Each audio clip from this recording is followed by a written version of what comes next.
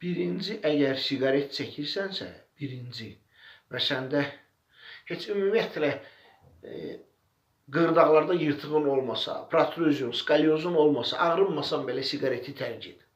Siqaret keyfiyyətli bir şey deyil. Olan qalanını da siqaret məhv eləyəcək.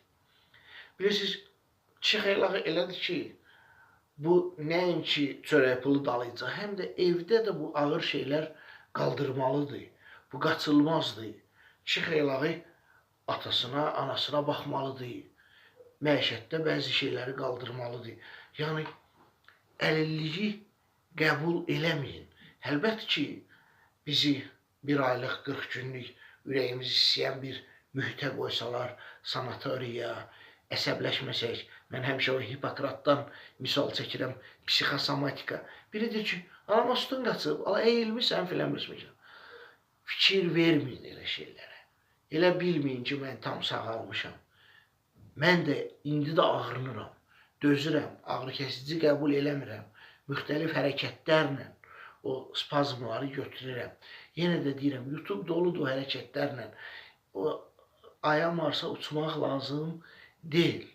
Və ən əsası o psixoloji baskıya fikir verməyin. Hələ bilmək olmaz, qarğış kimi çıxmasın, o insanın başına sizə əyilmişə deyən və yaxud da ki, o gözün çəpdi deyən. Bilirsiniz, insanın əksəriyyətini mən qorxmuram demək, qəlbi qaradır. O, Dostoyevski deyirdi ki, köynəyinizi bulayanda sizə dəsmal, salfet uzadan insan deyil, mədəni insan. Özün görməməzliyə vurandır. Hamı ağrına bilər. Burada nə var ki? Əsas odur ki, başqa preparatlarla, ələxsus da ağrı kəsicilərlə, vallahi mən qantellərimi sumkamda gəzirirəm, maşınımda gəzirirəm. Yəni ki, qığırdaqlar ancaq hərəkət eləyəndə lora dildəcək, yağlanır, qan dövranı gedir ora.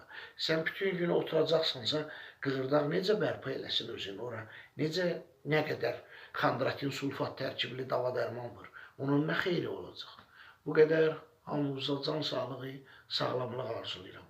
Hətta ən möhkəm ağrılarda belə çalışın, ağrı kəsicilərə yox, müxtəlif hərəkətlərlə o spazmları götürün.